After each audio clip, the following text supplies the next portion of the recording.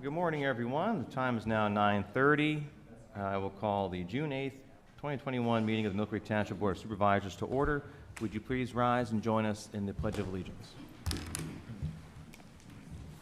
pledge allegiance to the flag of the United States of America and to the republic for which it stands, one nation, under God, indivisible, with liberty and justice for all.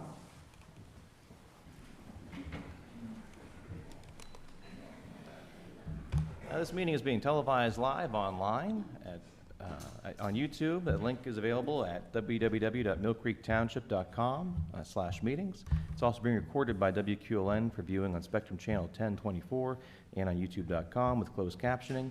Members of the public may attend in person in the General Assembly Room. Persons who wish to offer testimony at any hearing or to offer comments during public comment portions of the meeting, but who do not wish to attend in person, must contact Township Secretary Cheryl Williams at 814-833-1111 or at swilliams@millcreektownship.com no later than 24 hours before the scheduled meeting to make arrangements to participate via phone. Ms. Williams, has any resident requested access? One gentleman did call, but he withdrew his request after talking to Mr. Lott.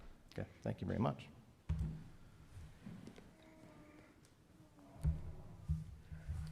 The next item is public comment on agenda items other than development or rezoning applications.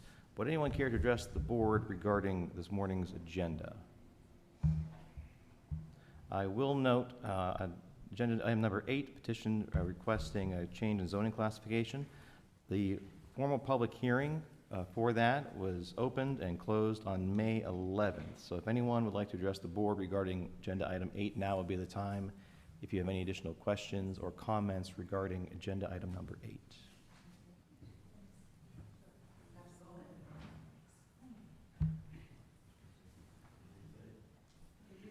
Does it have anything to do with Dominic? No, that would be someone under public comment at the end of the meeting. That's not on the agenda today. But if anyone would like to comment on today's agenda, now is the time to address the board on today's agenda. I am saying if anyone would like to address the board about today's agenda, now is the time to come address the board, because the public hearing for the zoning classification at number 8 was already opened and closed on May 11th. Yes, I'd like to address the board. Okay, if you please state your name, come to the podium, state your name and address, and we will be holding it to a 5-minute limit.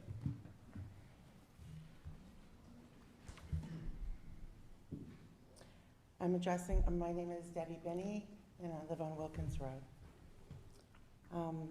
I'd like to address the board in regards to the rezoning of the Wilkins Road property.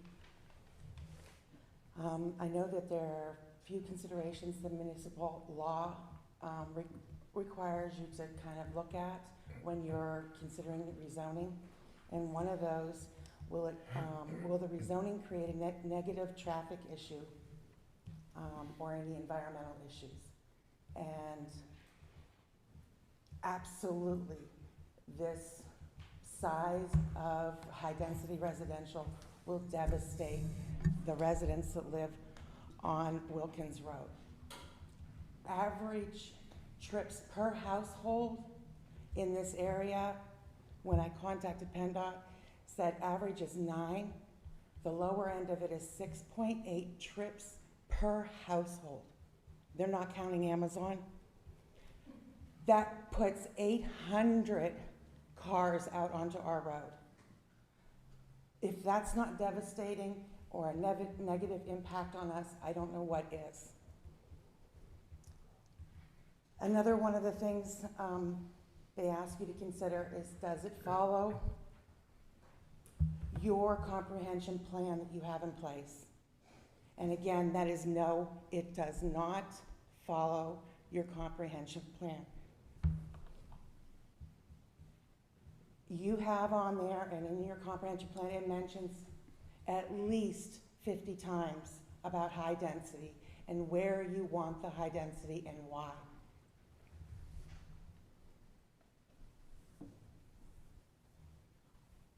High density needs to be coming out on a main corridor.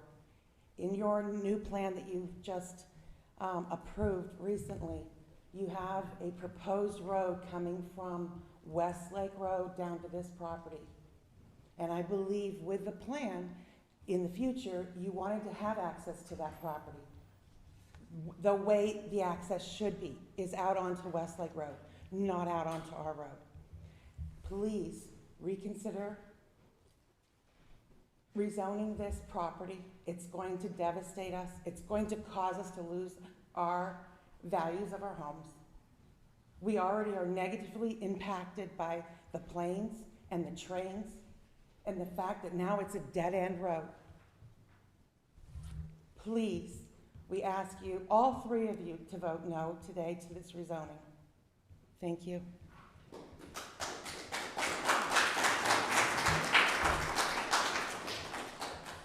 Yes, sir.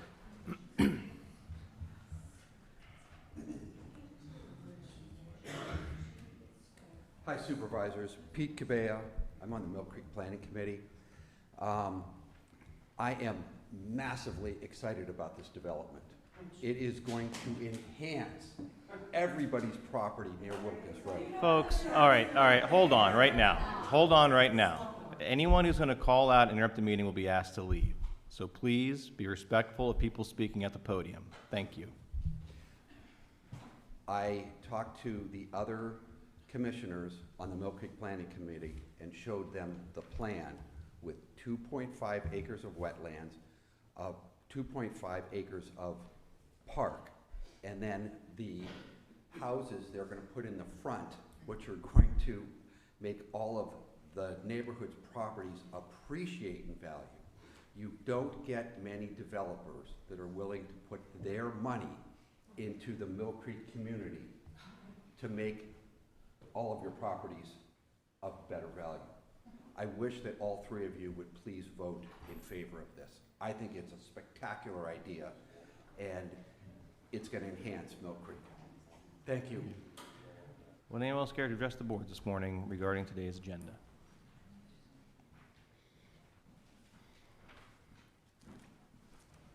And if you could please state your name and address for the record, please. My name is Barbara Lamb. I live at 1810 Woodside Drive, and Woodside Drive is dead ends to the airport field. We are totally against high-density zoning. I didn't move into this and live in this area because it was high density. This will devastate our property. I don't believe what the gentleman just said. You, as Mill Creek Township, you are buying up homes on Henderson Road area, the Bell Valley area. You're buying homes up so that you can open that area up for green space. Well, you already have green space here, so you really don't need to change our property and our property values for green space or for this development. We don't want a bunch of people living in and for the tax base alone, too. I mean, all the people that would be living in these homes would not be paying taxes. The building people that would own it would be paying the taxes. So you're really not. You're just shooting yourself in the foot. So. Okay, I just want to clarify. Yes. We're not acquiring any properties in Bell Valley. Okay. All right. I just want to clarify that. We have an official map that when developments occur, we'll be asking for conservation easements, but we're not actively acquiring any properties in the Bell Valley area. Okay. There's people by the name of Truitt that live up in that area, and maybe it's a different township. I'm not sure, but I heard their complaints. Well, we do have an official map that has certain areas in Bell Valley identified for when development does occur. Our intention would be to negotiate with developers to preserve areas for green space. Right. But we're not actively acquiring property. Just want to clarify that point. Okay. I beg your pardon then. Oh, no problem. It's a I misconception just that's wanted to out clarify there. that we already have green space. We like our green space. We are totally against high-density zoning. Thank you. Thank you. Would anyone else care to address the board this morning regarding today's agenda?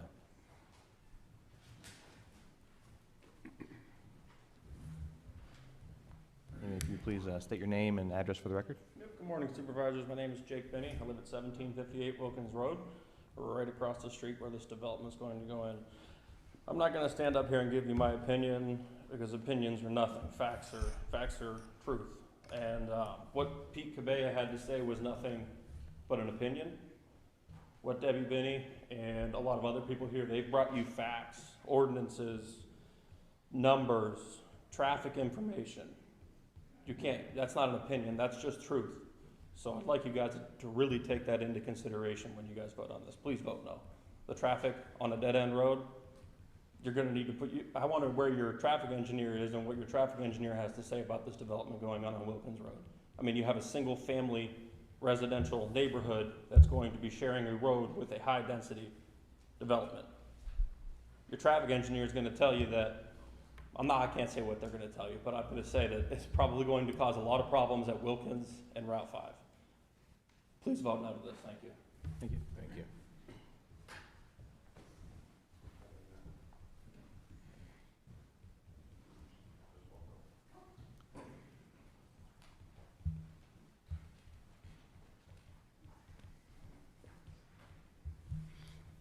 Good morning. My name is Annette Mossberg. I also live on Wilkins Road. With all respect to Mr. Gobea, you do not live in our neighborhood. You don't know what our neighborhood is like. Debbie Binney talked about the impact of traffic. We're talking about 114 units, 18 between driveways and main exits right onto Wilkins Road. I have grandchildren that live next door to me. They will not be able to play or ride their bikes down the neighborhood anymore. Right now, we have an empty lot, an empty field, 20+ acres. There are deer, there are coyotes, there are all kinds of wildlife in that property. If this development goes forward, that wildlife is going to come onto our properties. Small pets, you better keep them inside because those coyotes are going to come after them. I'm asking you please to say no to this. If they're going to develop this property, it should be used for agriculture or solar, not high-density residential. As a matter of fact, residential should be off the table completely for this property. Thank you.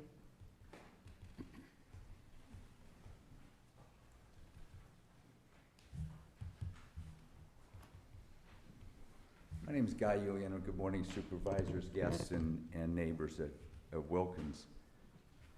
Just a point of clarification, the current zoning of this is an R3 zoning. It requires a 30-foot setback, and there's 8.5 units that you can put on there now for a developable acre. That's how it is right now. People are talking about less zoning. We want to move it to R4, which is titled high density. High density only requires 7 units per developable acre. Our request for you today to move from R3 to R4 is an 18% reduction in density. That's 18% less cars, 18% this, it's 18% everything, stormwater, the whole works. That's what's before the rezoning right now. Moving it from an R3 at 8.5 units per developable acre to 7. Also with R4, when you put these duplexes across the street on the east side of Wilkins Road, you know, we listened to the concerns of the neighbors. We took Commissioner Cabea's and Commissioner Scully's advice at the Planning Commission meeting. We're not trying to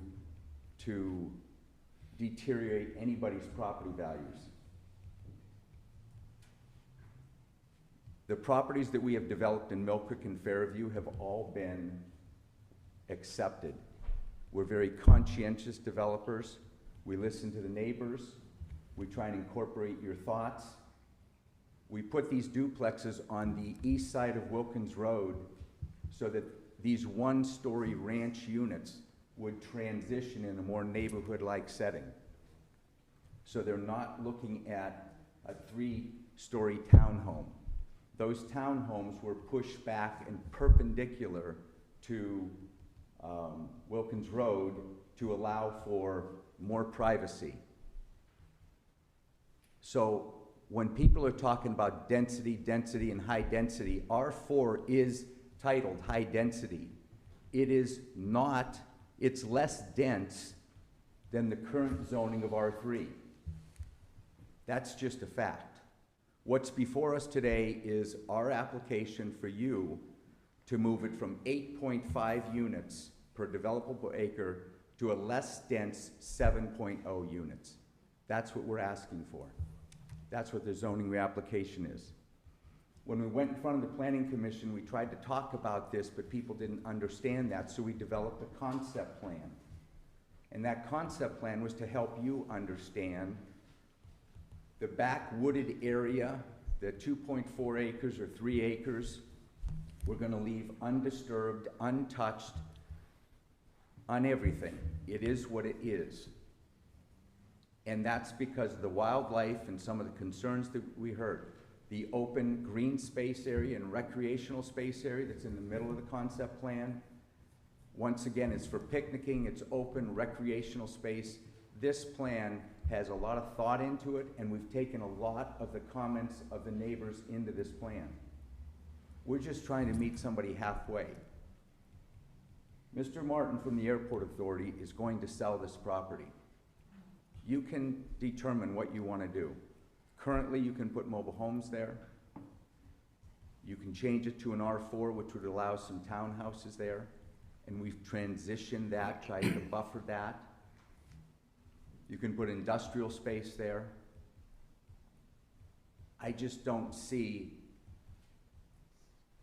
Mr. Martin leaving that blank or somebody buying it and just leaving it that way. That's just the reality of it. Once again, in closing, our application is to reduce the amount of traffic, reduce the density from 8.5 to 7. That's what an R4 does. And therefore, I wish that you would all vote yes for this. Thank you for your time. Thank you. Thank you.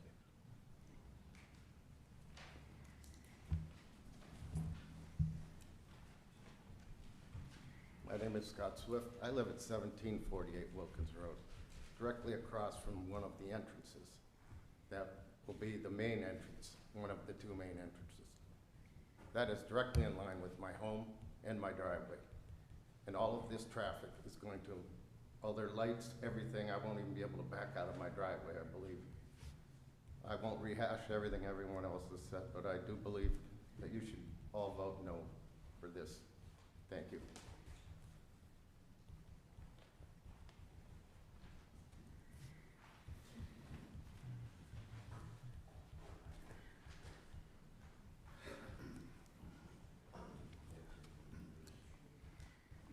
Jeff Woodell. I live on 1729 Cole Drive, and I would not like to see this happen.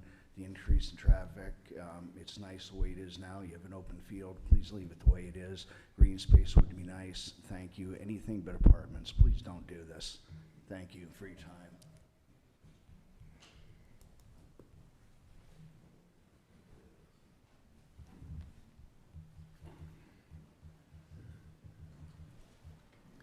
Would anyone else care to address the board regarding? Oh. One more, then I'll let you guys go. Easy, maybe. I don't need a microphone. I think you can hear me. Well, for the purpose of recording the meeting, we'd appreciate it. Name's Tom Henry. Live at 1566 Wilkins Road. Been there 20 years. Before this gentleman took over the airport, the original plan was, I was misunderstood or understood that the area where you folks want to build these complexes was designated as a softball, soccer, baseball, recreational area for the neighborhood kids. We have a lot of neighborhood kids there. You can't tell me that the increased traffic on Wilkins Road is not going to hamper us going to work at 7 o'clock in the morning. I'm retired, so I don't care. At 5 o'clock in the evening, trying to get on Route 5 off of Wilkins Road is a chore and a half. My question to you is, are you going to put a traffic light there? Are you going to widen the streets? Are you going to increase our taxes? This gentleman back here says, no, that's not going to increase your taxes. I say BS. There's no way that you're not going, somebody's going to have to pay for this. And me and all these other folks that are in the neighborhood are the ones that are going to pay for it. So, I'm asking you to vote it down, leave as is. The gentleman in the airport, he can sell all the land he wants, but leave our green space alone. Thank you.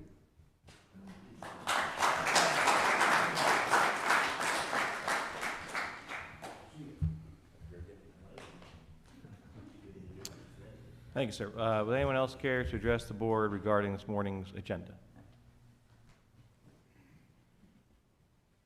Okay, hearing none. Move on to the next item on the agenda is the approval of the May 25th, 2021 minutes. Are there any questions or comments on the minutes, gentlemen? None here. All right, is there a motion to approve the May 25th minutes? I'll make that motion. Is there a second? I'll second. Mr. Bach? Vote yes. Mr. Olet? I vote yes. And I vote yes. And next item is the approval of the bills. Any questions or comments regarding this week's payment batch register? No, sir. All right, is there a motion to approve the bills? So moved. Is there a second? I'll second. Mr. Bach? I vote yes. Mr. Olet? I vote yes. And I vote yes. Next item is the 2020 financial audit presentation by Zelenkovsky Axelrod LLC. Is there a representative? Mr. Chairman, if I may, while the gentleman's preparing, I just want to apologize. There was a technical issue with the presentation, and so we were unable to project it on the screen. Okay, I believe we have it here, though. Good morning, everyone. Good morning. My name is Dan Seafick. I'm a principal at the accounting firm Zelenkovsky Axelrod, or ZA. I'm just here to go over the 2020 audit results. So we'll start with a brief intro. We'll go through the results of the audit itself, a few required communications we have with the supervisors, and then a brief overview of the financial statements. Okay. So we'll start with the financial statement audit. So the audit was performed in accordance with auditing standards generally accepted in the U.S. under government auditing standards. So we expressed an unmodified opinion on the financial statements. So what that means, we believe that the financial statements are fairly presented in all material respects in accordance with accounting principles generally accepted in the U.S. In other words, that's the highest level of assurance that we can give you. Some other required communications. There were no difficulties encountered in performing the audit. I want to thank Mark and his staff for getting us all the information in a timely manner. I know the past few years have been a little bit difficult with COVID, but we do really appreciate all his hard work. There was no disagreements with management. We obtained representations prior to issuing the final bound reports from management that all the information they provided was accurate and true. There were no management consultations with other accountants to our knowledge. Some other issues of note, the GASB standard for leases was postponed as a result of the pandemic. I feel like this is the second or third time this has happened. So that will come on board in the 2022 financial statements. So next we'll get into a brief overview of the financial statements themselves. I would say if you have 10 to 15 minutes to kind of read through the financial statements, the best place to spend your time is to read what's called the management's discussion and analysis section. It's pages 4 through 15.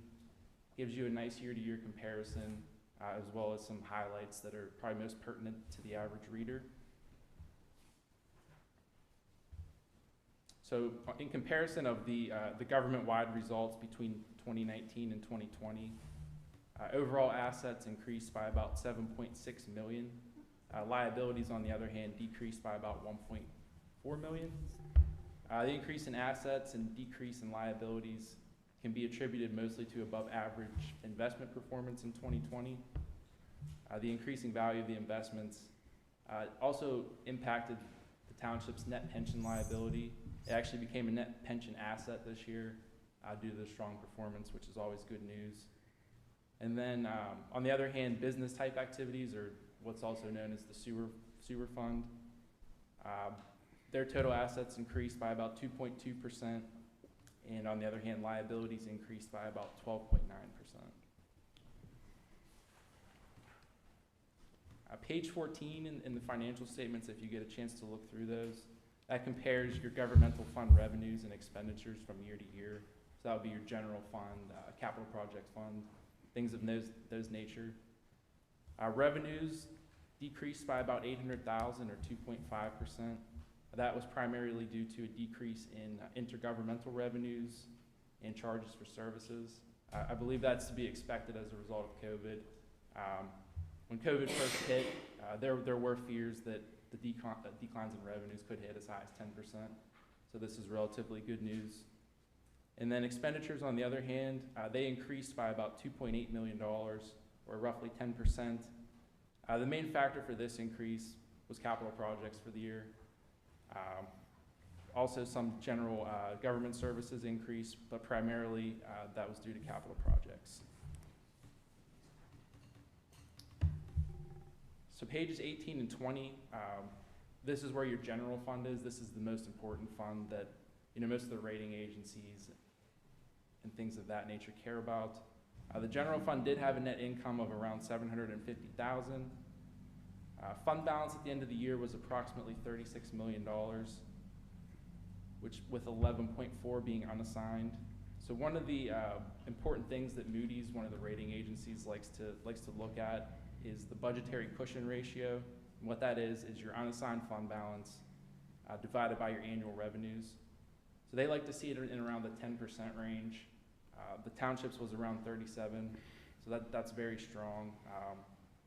That's a strong cushion you guys have. We like to see that as auditors as well. Then just a brief overview of some of the significant disclosures in the financial statements. Note 1 starts on page 27. That gets into the summary of significant accounting policies. Page 37, that lists out the township's investments and deposits. Note 5 on page 43 gets into capital assets. And then page 44, that's all your pension plan disclosures. And as I touched on earlier, there's actually a net pension asset. So you guys are about 108% funded, which is very good news. That's one of the historical things that drag down townships is their pension obligations. So this is something that we like to see as auditors as well. And then as I touched on earlier, GASB 87 will be coming on in a few years for operating leases. And then also, I touched on the revenue decline a little bit. There is some provisions under the new American Rescue Plan that the township would be able to recoup some of those. So definitely something to look into. Does anybody have any questions on the audit or any things of that nature? No. None here. All right, well, thank you for your time. Appreciate working with you guys. Thanks for having us. Thank you. Next on our agenda is bids and quotations. The first is book for body cameras from the Mill Creek Police Department. No. Take that, start with that. Okay. We have a request from Chief Scott Height. Approval is requested to enter a 5-year purchase as a service contract with Motorola Solutions to obtain 32 WatchGuard body cameras and essential hardware and software. Included in this price is unlimited cloud storage for both the body cameras and our current patrol vehicle cameras. Total price is indicated as $115,245, which equates to $22,898 a year. $25,000 has been allocated in the 2021 capital fund for this project.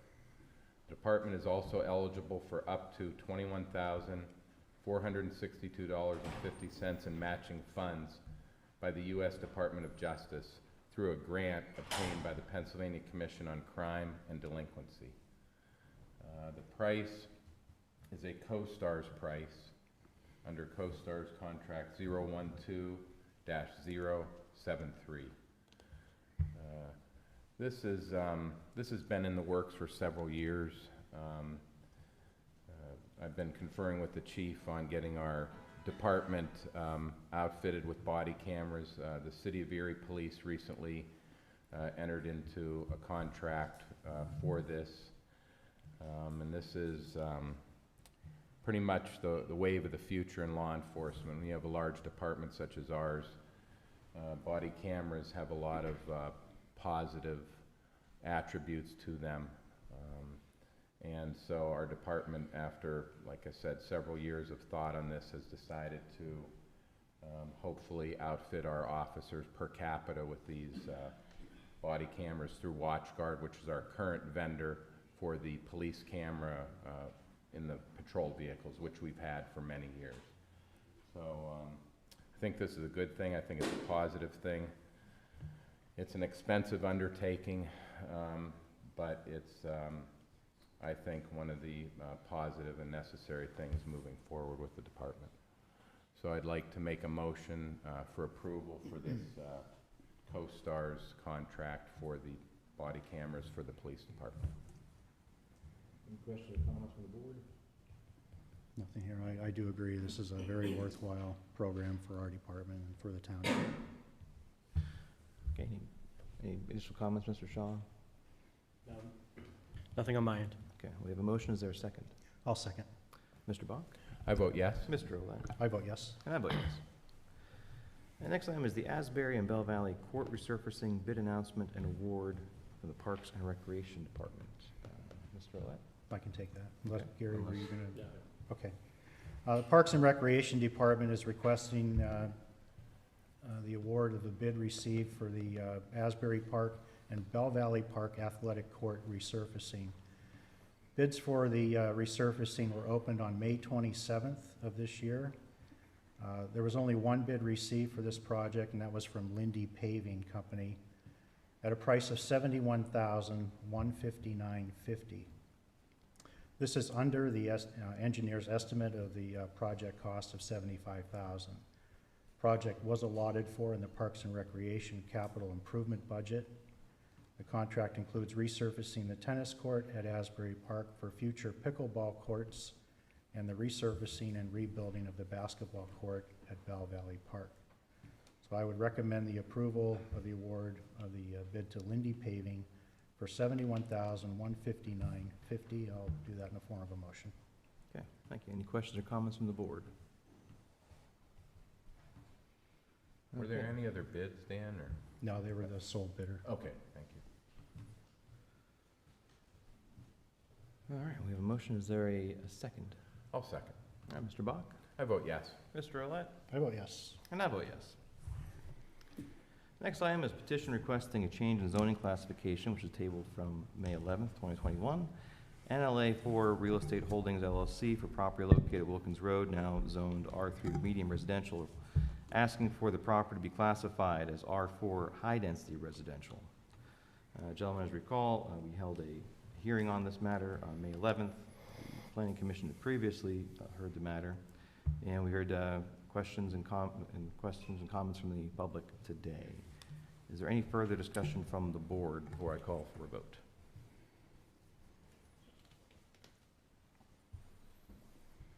I'm good. Okay, well, I have a few comments that I'd like to make. I was in attendance at the Planning Commission meeting when NLA 4 Real Estate Holdings made their presentation to the Planning Commission, and I will say that I thought the presentation was lacking in detail and completely understood the concerns of residents in the area when presented with a simple rezoning with really no detail on the plan. And the concerns that were brought up at that time are very similar to the concerns now about undeveloped portions of this property possibly being developed and dislocation of wildlife, concerns about losing access to green space from the neighborhood, concerns about traffic on Wilkins Road, concerns about whether development was context sensitive to the area. And at that time, at the Planning Commission meeting, there were no details provided by the developer as far as what their intentions were, and I think the Planning Commission's vote reflected that. That the idea of simply installing several townhomes in that area, with no real concept of what that development was going to look like, was not something the Planning Commission was willing to recommend to this board. Also at that meeting, though, several of our commissioners expressed that they believed there was a compromise that could be made and encouraged the developer to come up with a solution that could possibly address the legitimate concerns brought to the Planning Commission. At our last meeting, NLA Real Estate Holdings brought those concept plans to this board, and here's my position on those concepts. Their proposal showed that the undeveloped area, the wooded area of the property, would not be disturbed, which I believe addresses the concerns about possible dislocation of wildlife. The area also showed 2.5 acres of green space being preserved as a public park space, which I do believe, if we were to rezone this in the land development phase, we would need to secure some kind of easement agreement from the developer to guarantee that space remains open to the public, which I believe addresses the concern about green space. Concerns about context sensitivity. Their development, they show duplexes along Wilkins Road. And while I understand that there's a perception in Mill Creek Township that somehow rental units are less than housing units, or renters are somehow less than humans as homeowners, I believe duplexes have seamlessly been a part of other neighborhoods in Mill Creek Township, and I believe that lining Wilkins Road with duplexes is actually a compromise that makes a lot of sense for this development, especially with the increased setbacks required by an R4 development, which I believe would, and Mr. Waldron, correct me if I'm wrong, would actually be 10 feet deeper, or even 20 feet deeper. 20 Yeah, feet 50 deeper feet than a compared to traditional R2 30. development. Yes. Also, in regards to our comprehensive plan, this area is noted as a conservation development area, which is not in existence yet with our current zoning ordinance, but by my estimates, it looks like 25% of this lot is going to be preserved for green space, which I think fits the intent of that comprehensive plan goal. And finally, as far as traffic goes, my background's in transportation planning. We have residential roads in this township that people probably don't realize have 1,000 cars a day on them and are still safe in residential roads and low-volume roads. And I don't think there's a traffic engineer in the world that would say 1,000 cars a day is not a low-volume roadway that severely impacts residential areas. So, and I don't believe this development is going to generate 1,000 trips a day. So, gentlemen, I think the relevant concerns that were addressed by the public at the Planning Commission meeting, I believe the developer has put a good faith effort into addressing those concerns. The onus, though, would be on us at the land development stage to hold Mr. Iuliano to the intentions he provided to us on May 11th. That's the consideration I think this board needs to focus on, is whether or not our intention is to hold him to this development, or to wait until our zoning ordinance is updated, and we would have zoning regulations in place that would require that kind of development. But I don't see any reason to not accept that concept as fitting with the comprehensive plan and fitting and being an appropriate development type. And as far as the density, we don't have a high-density district in Mill Creek Township. We just don't. High-density developments are 25 units an acre. The highest and threshold we have is 8, if I'm not mistaken, Mr. Yeah, Waldron. you can do 11 along the state. 11 in an R4 on a commercial district. So the standards for planning and development is 25 units or more is a high-density development. We don't have that here. This misnomer that we have in our zoning ordinance, which to me is a historical perspective of the Township Board of Supervisors to be exclusionary and, in my opinion, prejudicial to keep lower-income individuals out of our township, to keep renters out of our township with some kind of disposition that they're somehow not worthy of being in our township, and I have had conversations and I've seen emails about this issue that actually use the phrase "those people," which I find offensive. And I don't think that our board should consider those kinds of perspectives as relevant and valid to our decision-making process. So those are my comments on this rezoning. And with that, we'll call for a motion for either approval or denial of the rezoning request. Mr. Chairman, I'll make a motion for approval of the rezoning. Is there a second?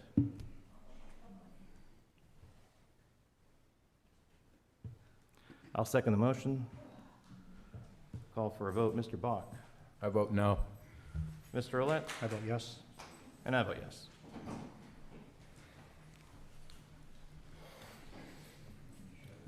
Next item on the agenda is a non-substantial land development plan amendments. First is IHOP.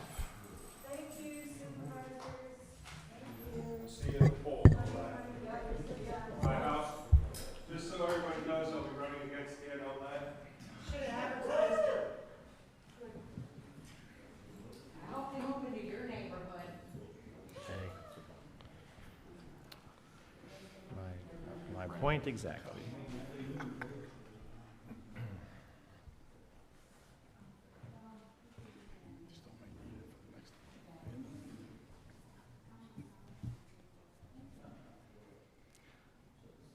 All right. Non-substantial land development plan amendments. IHOP, 2933 West 12th Street, Scotts Apple Meadville Incorporated developer. Mr. Waldinger. Yes, thank you. There are a series of non-substantial land development amendments on the agenda today. The first is for the property that was formerly the IHOP on West 12th Street. They are looking to put in a new restaurant there and do 2 additions to the building, a 430 square foot and a 75 square foot bump out, and also a 485 square foot patio. All of these additions will be built on existing impervious area, either sidewalk or parking area. It has been reviewed by the township engineer, and there is a certification form that it does meet the requirements under our code for a non-substantial amendment. So at this time, we would recommend that you approve the amendment for the IHOP on West 12th Street.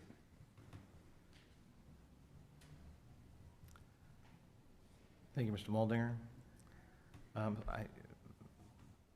For non-substantial, do we take public comments on these, Mr. Waldinger? Typically, no. Okay. This is procedural. Okay, any questions or comments from the board? Is there a motion to approve the non-substantial land development plan for IHOP? I'll make that motion. Is there a second? I'll second. Mr. Bach? Vote yes. Mr. Roulette? I vote yes. And I vote yes. Next is Whipple Allen Realty, 2651 West 16th Street. Whipple Allen Realty Company developer. Mr. Waldinger. Yes, thank you. This is for Whipple Allen on West 16th Street. They will be adding a 2,666 square foot addition and a 333 square foot concrete pad on top of an existing impervious area. And they will also be removing 1,521 square feet of existing concrete and planting grass. Again, we have a form here from the township engineer that this complies with our ordinance as a non-substantial land development amendment. And so we would recommend approval of this amendment. Any questions or comments from the board? Is there a motion to approve the non-substantial land development plan for Whipple Allen Realty? So moved. Is there a second? I'll second. Mr. Bach? Vote yes. Mr. Roulette? I vote yes. And I vote yes. Next is Walmart Supercenter, number 2561-02, 5350 West Ridge Road, Walmart Real Estate Business Trust is the developer. Mr. Waldinger.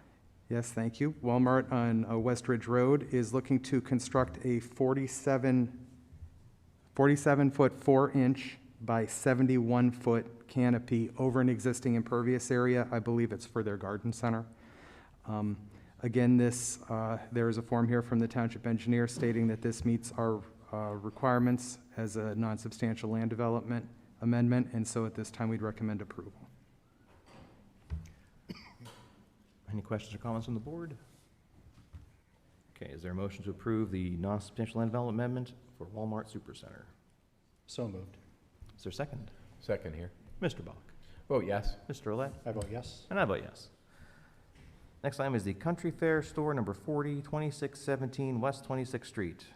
Prime Realty Incorporated developer. Mr. Waldinger. Yes, thank you. This is for the Country Fair store at West 26th and Zook. Country Fair is going to be undertaking a renovation at that location.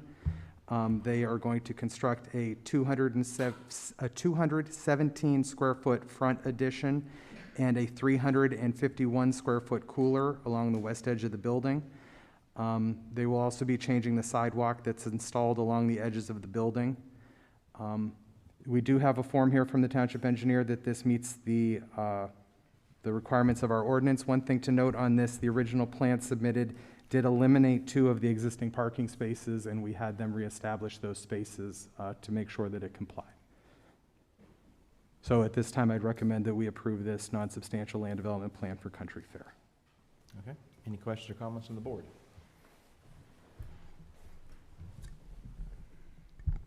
Is there a motion to approve the non-substantial land development plan amendment for Country Fair Store number 40? So moved. Is there a second? I'll second. Mr. Bach? Vote yes. Mr. Olet? I vote yes. And I vote yes. Next is proposed ordinance 2021-6, an ordinance of the Township of Mill Creek, Erie County, Pennsylvania, amending section 137-17A of the Mill Creek Township Code to establish vehicle weight and axle limitations on Homer Avenue and Schenck Avenue, Mill Creek Township. Mr. Shaw. Yes, thank you. This ordinance adopts vehicle weight and axle restrictions on Homer Avenue and Schenck Avenue pursuant to sections 4902A, 6019A7, and 6109A13 of the Pennsylvania Vehicle Code. The township completed an engineering study for Homer Avenue and determined that traffic conditions along Homer Avenue from Sterretania Road to West 26th Street warrant limitations on Homer Avenue. Vehicles will be limited to 2 axles on Homer Avenue from Sterretania Road to West 26th Street. In addition, the township completed an engineering and traffic study on Schenck Avenue and determined that road conditions from West 12th Street to the southern terminus of Schenck Avenue warrant establishing limitations on Schenck Avenue. Vehicles also on Schenck will be limited to 2 axles from West 12th Street to the southern terminus of Schenck Avenue. The ordinance further directs the township to erect appropriate signage in accordance with the regulations adopted by the Pennsylvania Department of Transportation. So it is recommended that the supervisors approve ordinance 2021-6. Thank you, Mr. Shaw. Any questions or comments from the board?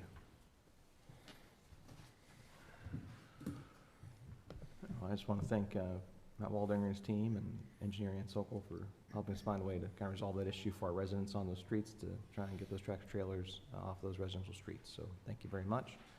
Is there a motion to approve resolution 2021 R31? Oops. It's your ordinance Oh, at I'm this sorry. point. Jump to add. Or sorry. I'll make that motion. For ordinance 2021-6. Sorry, guys. Yep.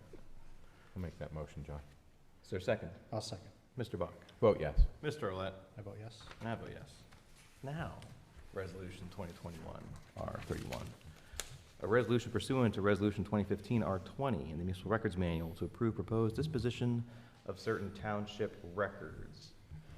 This is a routine action by the board to authorize a disposition of records once they've reached their required retention period. Today, the request is for a disposition of Mill Creek Police dash cam videos that have reached their retention period between the dates that will reach the retention period between the dates of June 9th and June 22nd. Any questions or comments from the board? Is there a motion to approve resolution 2021 R31?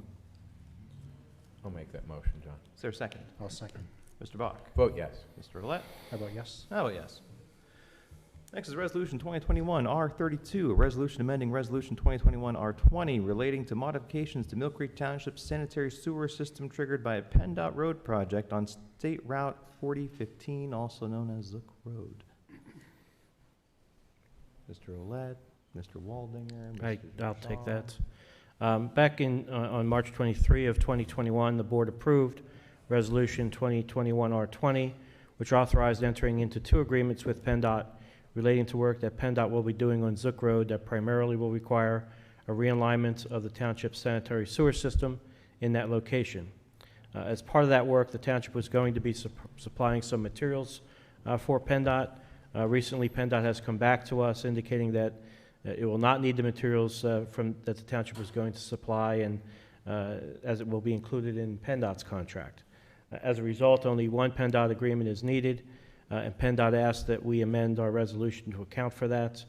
So before you is Resolution 2021-R32 to amend Resolution 2021-R21 as requested by PennDOT, and also Engineer Sebesta from the township requests authorization to send revised letters to PennDOT based on this amended resolution. Any questions or comments from the board? All right. Is there a motion to approve Resolution 2021-R32? So moved. Is there a second? I'll second. Mr. Bach? Vote yes. Mr. Olet? I vote yes. And I vote yes. If you could, just for the record, because we're dealing with PennDOT's, maybe request a motion to approve Engineer Sebesta to send supplemental letters to PennDOT regarding the amendment. Sure. Is there a motion authorizing the Planning and Development, representative of the Planning and Development Department to sign said agreements with PennDOT? I'll make that motion. Is there a second? Second. Any questions or comments from the public on this vote? All right, Mr. Bach? Vote yes. Mr. Olet? I vote yes. And I vote yes. Next is the PADEP 902 Grant Award Agreement Recycling, Development, and Implementation Grants. Mr. Olet or Mr. Shaw? Sure. Mr. Olet? The Recycling Department is pleased to announce the DEP approval of the Recycling Implementation Grant under Section 902 of the Municipal Waste Planning, Recycling and Waste Reduction Act. The grant awards $350,000 that's going to be put toward the horizontal bandit beast grinder, which we use at the Mill Fair They site. give those things really fun names. Yeah, they do. The total project budget was $388,899. So there will be a future DEP grant for 2021 of $30,255, which we will put. I think Mark, correct me if I'm wrong, but that should finalize the loan that we have on the grinder. Yes. Okay. Yes. All right. So we'll need supervisor signatures on this grant agreement. Okay. Yeah, and we have reviewed the agreement and recommended its execution and authorizing the supervisors to sign it. All right. Any questions or comments from the board? All right. Is there a motion to approve the PADEP 902 Grant Award Agreement and authorize the chair to sign the agreement? So moved. Is there a second? I'll second. Mr. Bach? Vote yes. Mr. Olet? I vote yes. I vote yes. Next item is the Pilot Settlement Agreement, National Church Residences of Mill Creek, PA, Apple Blossom Place, 5298 Crabapple Drive, Erie. Mr. Shaw. Yep. This is a settlement agreement between National Church Residences of Mill Creek, PA, and 3 Erie County taxing bodies, including Mill Creek Township, relating to appeals filed in 2018 and 2019 by National Church Residences, seeking to have their property declared tax exempt. As you indicated, it's located at 5298 Crabapple Drive, and it's known as Apple Blossom Place. Under the settlement, National Church Residences is withdrawing its 2018 appeal, thereby giving up its challenge to the taxes that were paid in 2018. With respect to 2019 tax year, the parties are agreeing to a pilot payment in lieu of taxes agreement under which National Church Residences will pay 50% of the taxes due for 2019 in exchange for withdrawing its 2019 appeal. NCR did pay its 2019 taxes in full, so it will either be due a refund or a credit towards future taxes. For the tax year 2020 and thereafter, the property is being declared as fully taxable. unless otherwise agreed to by the taxing bodies, or if NCR files a successful future appeal.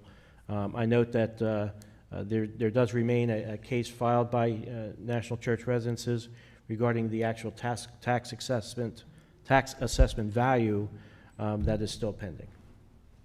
So we would recommend approval of this settlement. Okay. Any questions or comments from the board? All right. Is there a motion to approve the pilot settlement agreement with National Church Residences of Mill Creek, PA? I'll make that motion. Is there a second? And I'll second. Mr. Bach? Vote yes. Mr. Olet? I vote yes. I vote yes. Next is the American Rescue Plan Funds Agreement. Mr. Zachewski? Yes, in order for the township to be able to claim their portion of the American Rescue Plan funds, we have to agree to, one, accepting the funds themselves, along with a variety of sub-agreements that come into play depending exactly how we use the funds. If we use them simply for revenue replacement, a lot of those other rules do not apply. But if we get into construction projects or things like that, they may apply, and we are agreeing to abide by those regulations, along with a single audit of the use of the funds if we use more than $750,000 in any 1 year. Okay. Any questions or comments from the board or Mr. Shaw? We did review the agreement. It's kind of your typical federal government agreement where you agree to give everything but your firstborn in exchange for the funds. So there's a lot of record keeping and reporting requirements and things like that that we'll need to make sure we comply with. Okay. All right. Is there a motion to approve the ARP funds agreement? So moved. Is there a second? I'll second. Mr. Bach? Vote yes. Mr. Olet? I vote yes. And I vote yes. And I guess just for the folks' attendance, the township was scheduled to be eligible for, I believe, 6.5 million of the American Recovery Plan. 6.5, 6.8, somewhere in that neighborhood. The feds will let us know, I guess. Next is the MPD and MTSD agreement renewal. This is an annual agreement that's needed by the Mill Creek Township School District under the Safe Schools Act. The agreement sets forth the process to be followed by the district and the police department when investigating certain incidents that occur on school property. The format's the same as previous years, and I would recommend approval and authorizing the chief to execute the agreement. Any questions or comments from the board? No, sir. There's a motion to approve the agreement renewal and authorize, give the chief the signature authority for the agreement. I'll make that motion, John. Is there a second? I'll second. Mr. Bach? Vote yes. Mr. Olet? Awesome. I vote yes. And I vote yes, too. All right. Next is the Fire and EMS Commission recommendations. Is it Mr. Shaw, Mr. Olet, who would like to? I can start on that, Dan, if there's anything else to add. On July 28th of 2020, the Board of Supervisors authorized hiring Fast Attack Fire Service Training and Consulting to prepare a standard of cover report that would analyze fire department operations and provide recommendations on target response times for various fire calls within the township. Chief Nick Sohaida, who was of the Mount Lebanon Fire Department in Allegheny County, is the owner of Fast Attack, and he has been working with the Fire Commission and the fire departments since that time to prepare a standard of cover report. That report has now been completed and is in front of you, and on May 27th, 2021, it went before the Fire Commission, and the Fire Commission recommended several things to the township regarding this report. The report contains ultimately 14 recommendations, ranging from record-keeping improvements to call response and operational improvements, to expanding the incident response teams, to recruiting improvements, and to hiring a fire chief. The Fire Commission, as I indicated, held a special meeting to consider this report and provided the following recommendations to the Board of Supervisors in accordance with the Township's ordinance for the Fire Commission. The first recommendation of the Fire Commission was that the Board of Supervisors approve the standard of cover report prepared by Chief Sohaida and to consider implementing the Board's recommendations over time. In the report, in addition, in the report, one of the issues identified by Chief Sohaida is that he had a difficult time analyzing response data because the fire departments in general have different record-keeping systems, and which made those comparisons difficult and didn't have all the same type of information and things like that. So as a result of that finding, the Chief made several recommendations relating to the record-keeping, which the Fire Commission essentially agreed with, and are making those recommendations to the township. The first recommendation, or the recommendation relating to that, is the creation of a common records management system for the Mill Creek Fire Departments, which would include Westlake, West Ridge, Kearsarge, and Bell Valley, and that record management system include or be set up to allow all incident reports from all of the departments to be reported to a central fire department ID, while at the same time being able to meet their individual obligations to report data to the Commonwealth, as well as to submit for grant monies. Secondly, that the type of data collected by each department should be able to be sorted in that records management system by incident type, response zone, emergency and non-emergency response modes. It should also include all automatic and mutual aid resources to allow for time calculation of the effective response force for structure fires, medical calls, vehicle extrications, watercraft rescues, air rescue firefighting, technical rescue incidents, and hazardous material incidents that require level B or greater PPE. As you can tell, there's a number of risk factors that the township faces, and he's needs to collect that information in order to best advise with respect to ultimately how the township should move forward with manpower, recruiting volunteers, and so forth. In addition, the Fire Commission recommended that the township agree to fund the purchase of the common RMS at a total price not to exceed $6,000 annually. That would not be taken from their LST monies. That was the first major recommendation in terms of the actual record management system. And then secondly, they made another recommendation that a person be hired to manage the record management system, including performing QA/QC of the data that is entered into the system by the fire departments, and also recommended that a job description be determined by the supervisors in consultation with the Fire Commission, and that the township commit to provide the annual funds for this position, again, not to be taken from the LST monies, at a rate of pay that would ultimately be determined by the supervisors. Although there were other recommendations in the report at this time, the Fire Commission did not take any action on the balance of the recommendations.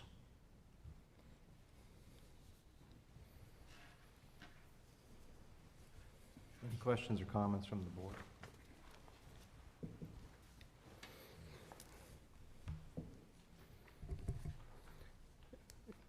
If I could add, in terms of your next step, based on these recommendations, one obviously is you can take the recommendations under advisement at this time, or with respect to the recommendation to approve the report prepared and to consider implementing the report recommendations, you could take action on that now.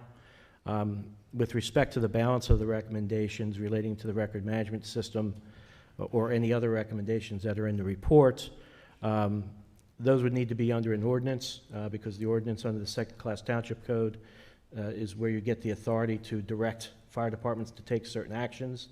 You would need to direct me under Section 1803 of the second-class township code, to prepare an ordinance consistent with the recommendations and to proceed from there.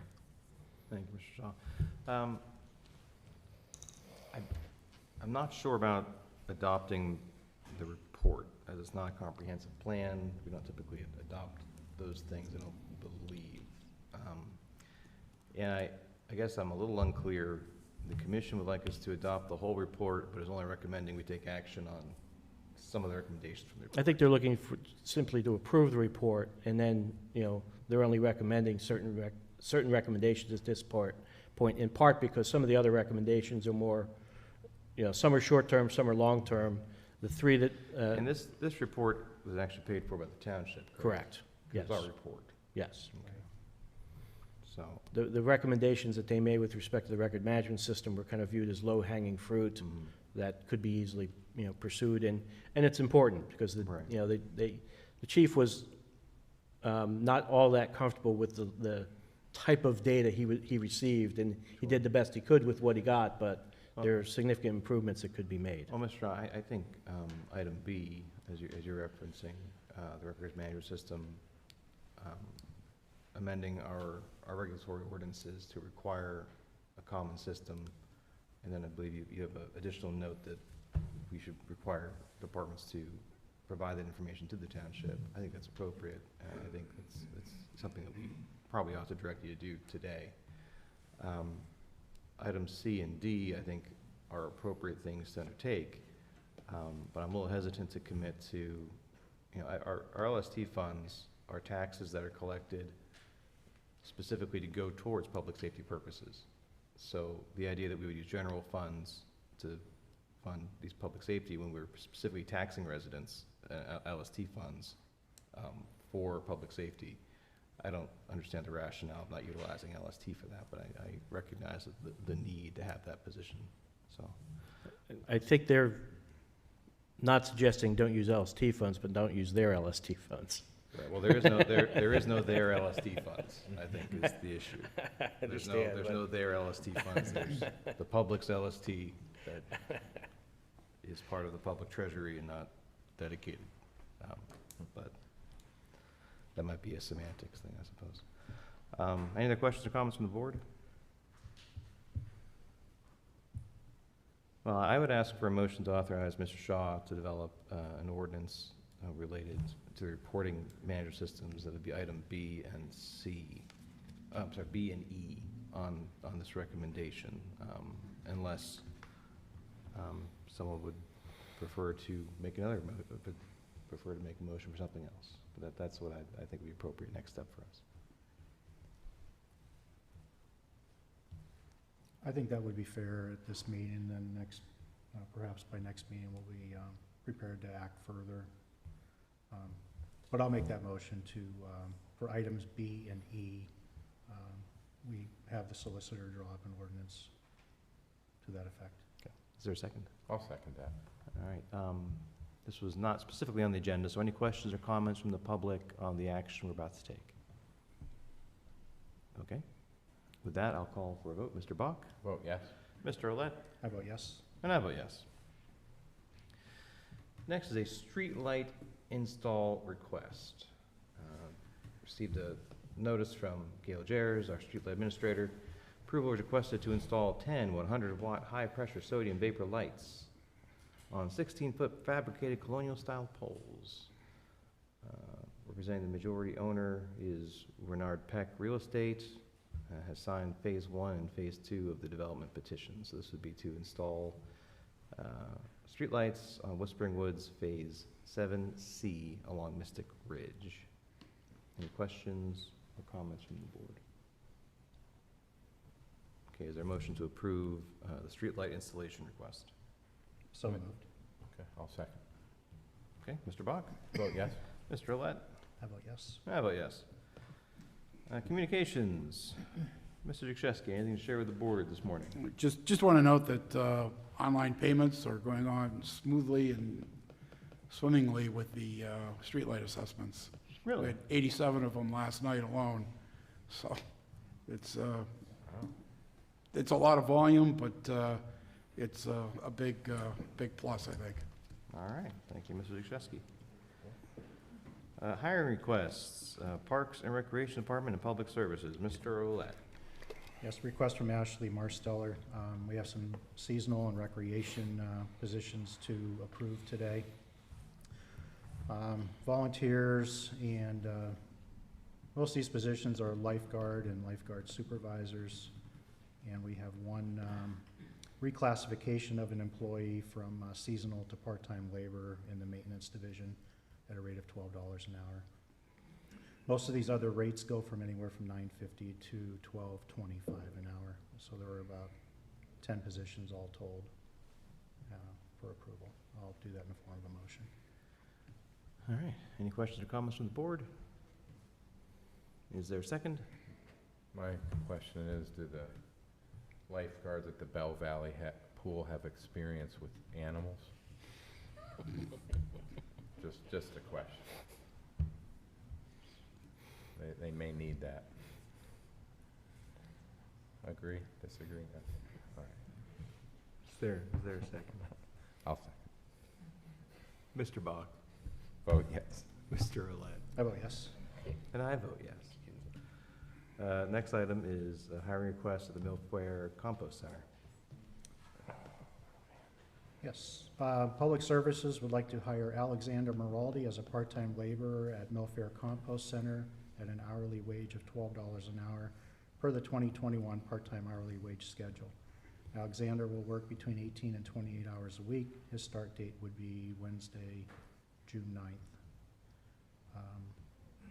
Public Services would also like to reclassify Jonathan Jarris as the on-site supervisor of Milfair at an hourly wage of $15 per hour for 2021 part-time hourly wage schedule. And that would be the recommendation for the hiring of Alexander Maraldi and the reclassification of Jonathan Jarris as on-site supervisor. I'll make that in the form of a motion. Any questions or comments? Mr. Lott, the only question I have is that we currently have an on-site supervisor, and I understand that this gentleman is kind of phasing out, so is the intention for this to be Mr. Cornelius's last season with us? That's what I've been told by Ms. Zelina. Okay. I would hope that the board would, for next season, designate that we only need one on-site supervisor. So next season, we only have one and not two. Makes sense. All right, we have a second? I'll second that. All right, Mr. Bach? Vote yes. Mr. Olet? I vote yes. And I vote yes. Next is training requests from the Public Services Department. Yes, from Jessica Stutzman, requesting permission for the recycling department's employees to attend props, Con Ed classes at the 2021 virtual prop conference in order to maintain their certifications. This would be from July 12th through the 15th. In addition to attending the conference, Jessica Stutzman was asked to be a virtual instructor for the class, Best Practices in Recycling Education. The member rate of the prop conference is $717. This conference is a 2021 budgeted item. I'll make that in the form of a motion. Any questions or comments from the board? Is there a second? I'll second that. Mr. Bach? I vote yes. Mr. Olet? I vote yes. And I vote yes. The next item, executive sessions. This is to inform the public that the board did hold executive sessions on May 27th and June 3rd to discuss various personnel and legal matters with our executive team. Next item is solicitor communications. Mr. Shaw, anything additional for us? No, nothing further on my end. Okay. Anything else, gentlemen, for the good of the order? Okay, next is citizens to be heard. I'll ask one question. The folks in the front, I'm assuming you're here to discuss Dominic Drive? Yes. Okay. If you'll indulge me, would it be all right if I allowed Mr. Waldinger to maybe explain the official map a little bit generally? And then if you still have questions, you can ask us questions. Is that okay? All right. Matt, would you mind explaining why there's a line on Dominic Drive on the official map? Yes. Well, no, I would not mind explaining that. Yeah, and I do understand that, there has been some concern coming from the Love Farm subdivision about the official map. And so to maybe kind of ease some of your concerns and explain what's happening. First off, I'll start with the official map is a tool that the state gives municipalities to reserve land that could be needed for future use. So it's a way for us to identify things like potential future parks, flood control areas, or in this case, a future road extension. And the reason that the state gives us that power is to allow current property owners to know that the township has an interest in their property in the future. So in the case of Jason Drive, we think it makes sense from a transportation and a public safety standpoint for the road network from Love Farm to continue east and eventually connect up to Lancaster Road. And we indicated that on the official map by showing a line drawn out to Lancaster, and I do have a copy here if you want to look. This is something that's, I think, important to know about the official map. It does not mean that the township itself wants to buy or build any of this stuff. It's a tool that gives us the chance to discuss with the property owners in the future when they go to develop the property, if they choose to develop the property. So, for example, in this case, if a developer were to come to us and would present a development plan for that property to the east, we would begin discussions with them about extending that road towards Lancaster. It doesn't necessarily mean that Dominic or Jason would extend directly out to Lancaster like it's shown on the map. That's just for illustrative purposes. As a matter of fact, I don't think that's even possible because it goes right through a residence now out on Lancaster. It's just to show the idea that eventually we'd like to see an extension of the road network from Dominic and Jason east over to Lancaster. Also doesn't mean that that has to be the individual road that goes through. The developer of that property to the east may choose to extend Dominic a little bit and then have it intersect with another road that winds around. Just eventually, as long as there's some sort of connection built there in the future, that's the township's intent. I've also heard some concerns that those might be apartments or some other sort of multifamily development in there.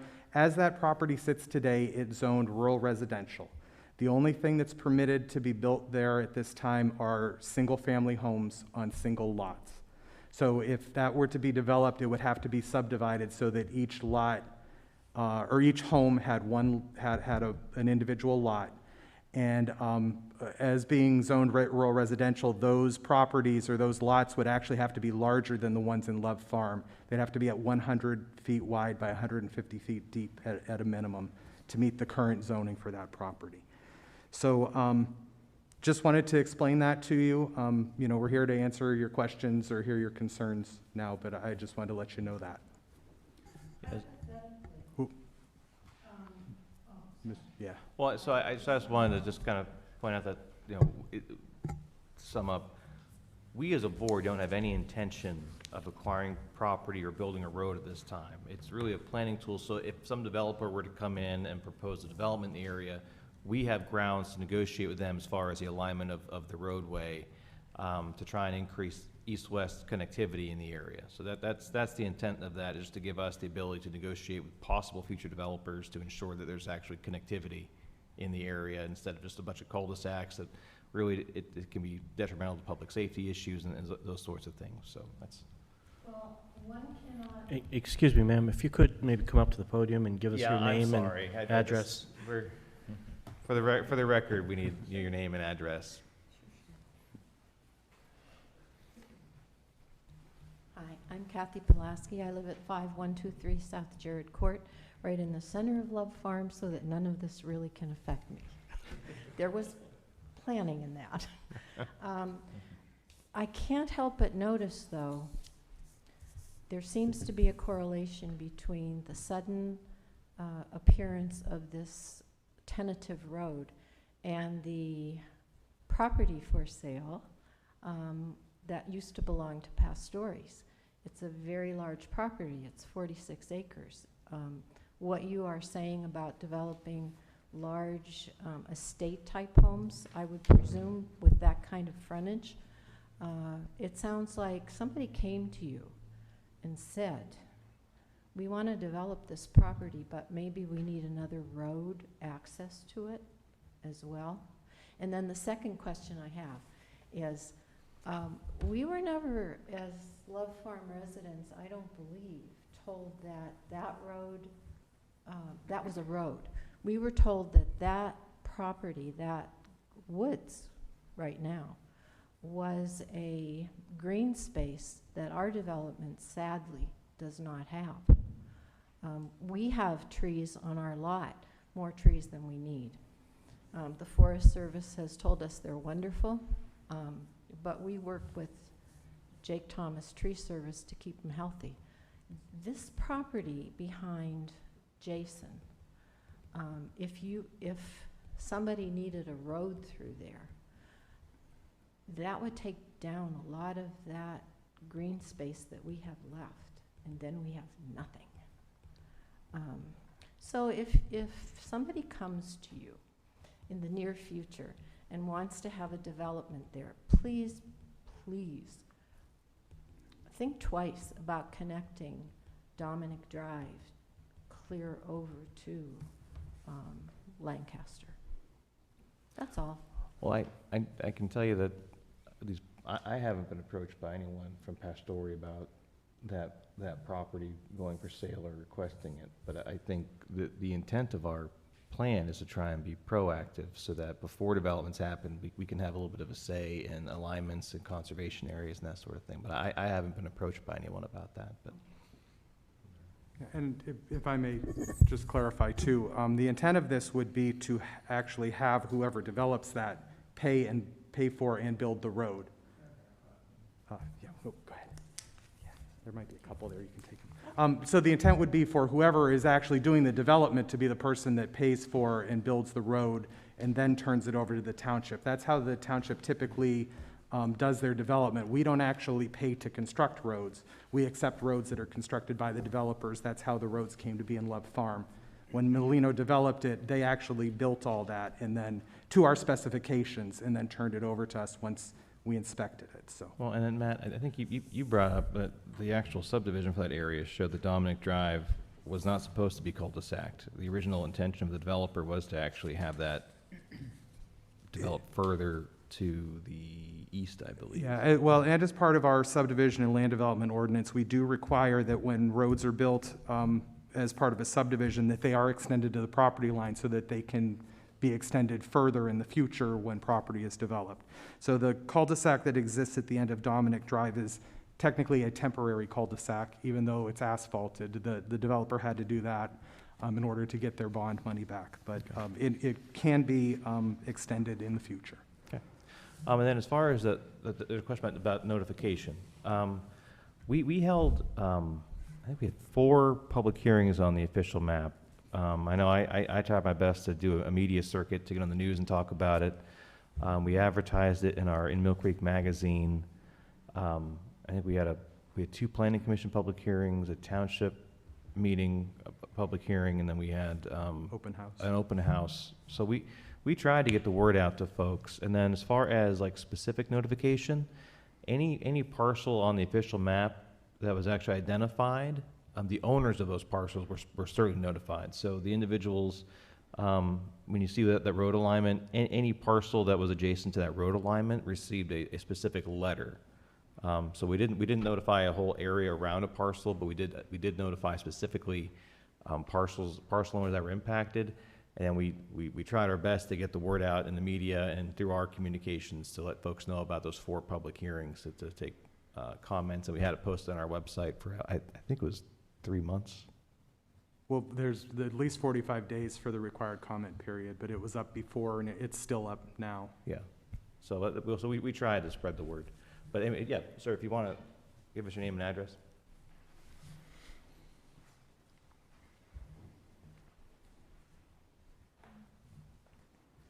Fred Adams, 5211 Jason Drive. Perhaps this is much ado about nothing, but a couple of things have developed that caused some concern. First of all, the map was posted on Facebook and on a neighborhood next door page a short time ago, and got some of the neighbors on Dominic interested in what was going on. And with the Pastore property up for sale, there's speculation that perhaps someone's going to develop that. We know Pastore never wanted to because that was their homestead. However, things are always subject to change, as with the Wilkins Drive people. And people on Jason have also noticed that there was designated wetlands on one of the lots on Jason Drive, which subsequently had a house built on it. It's no longer a wetlands. There's also wetlands in that property on the Pastores. I don't know if it's designated as such, but it is. It's there, it's wet all year long. So some of the neighbors, particularly on Dominic, are up in arms because It's already a speedway, and they're young families with children, and if that road goes straight through, the speed is going to increase. They're concerned about that. They're concerned about the fact that everything is subject to change, as was the wetlands that was on Jason. And they're concerned about the fact that the property is up for sale, and it's prime property for development. And it's probably going to happen someday. So they have their concerns, as do we, although we probably won't be there long enough to see it all happen, but we're concerned for the rest of the neighbors. And so a number of them will be planning to attend your evening meeting, because us retired folks can come to the morning meetings, but they'll be here probably in force at your next meeting, and they'll want some answers to the questions, as do we. Well, what I can advise is, you know, we're happy to sit down with folks, and we're happy to do that outside of a meeting. If they'd rather not come to a public meeting, we'd be happy to schedule a meeting with neighbors and have whenever's convenient for them to sit down with our planning team and explain it to you. Hate to make folks come out to a meeting and sit through 2 hours of stuff they might not be interested in. So if anyone wants to actually meet with us or meet with our staff, you're always welcome to just call us and ask us to meet with you. I can say we just approved the ordinance. I don't believe we'll be amending it anytime soon. But I can tell you that the purpose of the official map is to actually slow down development. It gives us about a year to work with developers to have enhanced public input. And in the event that development occurs there's a whole other process of land development review. And in that case, we do notify surrounding property owners. So whenever a development happens there's going to be a public discussion and debate. And the official map actually allows us to even slow it down a bit more, to have more negotiations with the developer. Yeah, sir, feel free. Oh, sir, just one moment before you go. I just wanted to address real quickly the wetland issue. I do have here a copy of the original subdivision or when it was recorded, and you're correct. Lot 234 and a small portion of Lot 235 did have a wetland identified on it. As a matter of fact, 234 was listed as not a buildable lot because of the wetland. Wetland delineation, just like the road construction, is done by the developer. We require them to identify and delineate any wetlands that might be on the property before it's developed. And that's done by an expert, an environmental expert that actually knows, can walk a piece of property and say, this is wetland, this is not. And they put little flags around the wetland area, and the surveyor locates those, and then they go on the map. I can tell you that does change over time. I would not be surprised that maybe the construction of the roads and the other houses altered the flow of water that used to go to that area. Sometime, I can't recall the exact year, but subsequent to the original subdivision, someone came and had another delineation done for that property, and it was revealed that the wetlands no longer existed there. And so that's how they were able to do that. And the wetlands are regulated on a federal level, actually, it goes through the DEP. We have to, get their blessing to do things. They have to satisfy the DEP that those aren't there. So they went through all the work that they needed to do to show that the wetlands no longer exist and to get the permission to build the house. So that's just an explanation of how that came to be. And just to talk about, there may potentially be wetlands on that property to the east at the time of development, then they would also be required to do a delineation and have those marked. And that's probably another reason why that road can't go exactly where it's shown on the map. It may have to meander, so. Go ahead, I'm sorry, sir.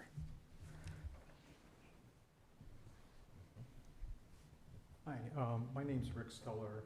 I live at 5186 Jason, which is right on the corner of Dominic and Jason. So the cul-de-sac's right across the street from me. I'm not here to object to it. I've actually submitted a letter to the supervisors. And I think my main concern originally was, and it may have been an omission on my part or the Love Farm residents, in not keeping attuned to your overall official map. But obviously when we saw that line, that extension there, we were concerned.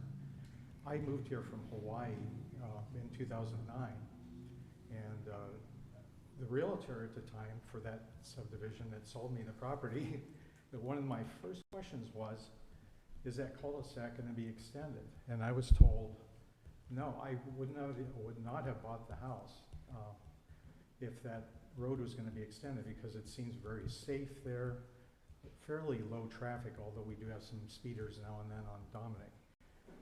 My son actually plays in those woods, and it's, a lot of times it's like a marsh, and to go to his comments, I've seen that wet property over there and how the drainage flowed. I have a neighbor next door whose basement collapsed not recently, and he's having to have his house put up on stilts and rebuilt. I have I-beams in my basement. And it's when I got the building inspection for purchasing the property. So we have clay property. We're very concerned about drainage. And it appeared to me that woodland property over there looks like a drainage divide. It kind of serves that purpose.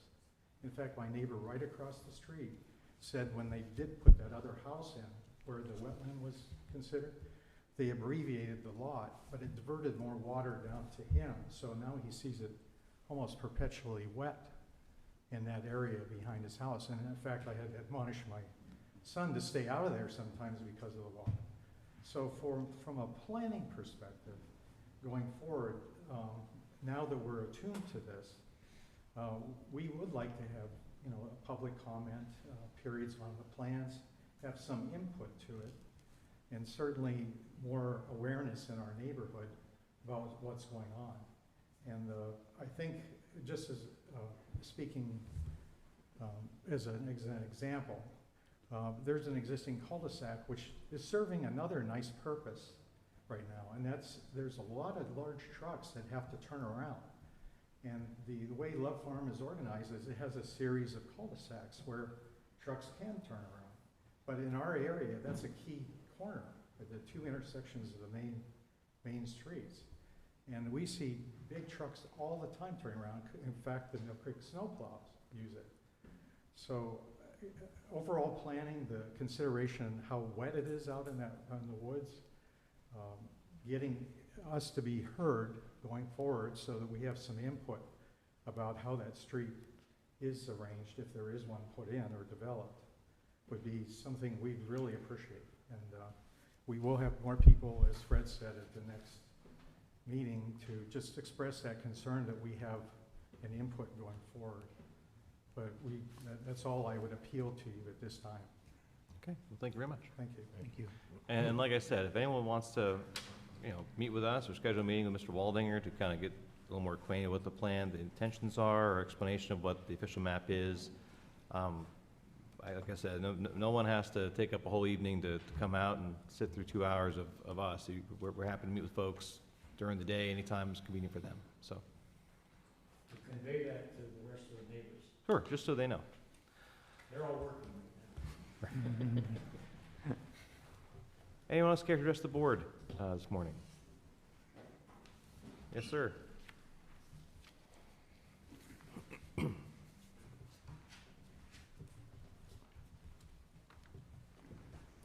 Dennis McAndrew, 1547 High Street.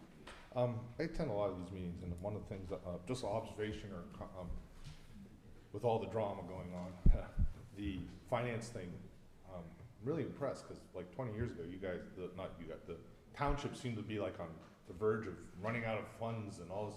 It's amazing, the turnaround and the improvement and the upgrading of the bonds and all that. I mean, it was very light. I mean, it was made very light with everything else going on. I mean, it was a big issue at one point, and it's nice to see some long-term thinking, and the township citizens are going to benefit from this, and I wanted to point that out. Thank you.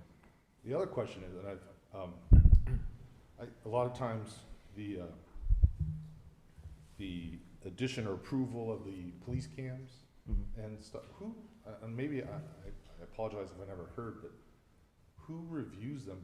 And now with the addition, is there people, or is there the chief look at it, the supervisor, before disposal? I honestly never, don't Dennis, recall. are you referring to the dash cam Yeah, videos yeah, that we and then routinely? going forward, you're gonna have the. He wants to know what the procedure is for Yeah, reviewing those. who, before you, like, I honestly, maybe I just didn't remember. Well, I think if, Is there a procedure? I might be mistaken, but as far as, we need there's a retention period in the event that a citizen submits a report. Isn't that what the purpose of retention is to keep? Yeah, I think I think they're retained for a period, I think, of 2 years. And at least the dash cams are. I don't know what the policy will be with respect to the body cams, but. I'm all for them, but you know, you see on the news, you know, oh, like this was 2.5 years, and I'm thinking, well, what is, like, who looks at it? Who approves before? I'm just curious. Yeah, I think there, you know, if there's a complaint or, you know, something has occurred, you know, oftentimes we'll get requests from people who have been involved in car accidents, and maybe the police, you know, were at the scene at some point, and you know, is there something on the dash cam that might be useful? So sometimes we'll get those types of requests, but I think the primary use is obviously relating to any complaints by, you know, citizens or otherwise with respect to. Or we've utilized them for, I think, internal investigations as well, if there's concerns internally about conduct or how an event transpired. But I don't know, off the top of my head, if our SOP has a regular review or kind of random review process in place at this time. It's not an issue here locally so far, but like nationally, you heard, you know, certain police department, you know, there's, you know, 8,000 something police departments, and they all have different rules, and I was just, and it seemed you know, like, and some of them are caught off guard. They're not being proactive to have a set of standards, and I was wondering if maybe if there was one already or not. I believe there's been discussions about implementing more procedure. Yeah, I think we're in the, you know, in light of our approval of this today. That's what made me wonder. We're in the process. I know the chief's working with, you know, an attorney to. Because I'm a big believer in being proactive instead of reactive. Right. Yeah, we'll definitely have a, you know, an actual policy in place, and it goes hand in hand with our ultimate goal of becoming an accredited department through the Pennsylvania Chiefs of Police, which is also an ongoing process.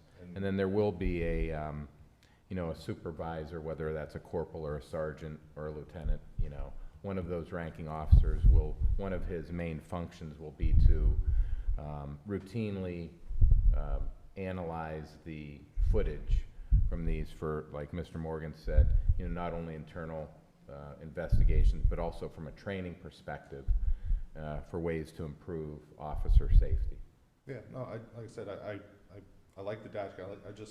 I'm always, like, routine, and it seems like at least once a month, you guys are approving the dissolution of the. Yeah. And then with the additional body cams, I got like, gee, did I miss something? Yeah. And just. What'll be it's good. good to hear that you're trying to comply to standards in the future and prevent, and that's all I. Yeah, storage is definitely an issue with everything, and that's why it's good that this new system has the cloud storage, which to this day I have no idea what that means. Somewhere up there, over there, around here, but. No, it's just because, you know, you've seen on the news too, a lot of other police departments and that, and they're getting caught off guard, or, you know, they're, like that one unfortunate incident where the people were looking at other footage and making fun of it, and I'm just thinking, well, you know, hopefully Melkert's not gonna, you know, get, you know, well, like I said, prepare, hope for the best, plan for the worst, you know, and then you're not shocked. I agree. I was just wondering, like I said, if I missed, like, oh, I didn't. So anyways, thank you. All right. Thank you, sir. Have a good day. Anything else to go to the order, folks? All right, with that, I'll call for a motion to adjourn at 11:08. So, is there a second? I'll second that. We are adjourned. I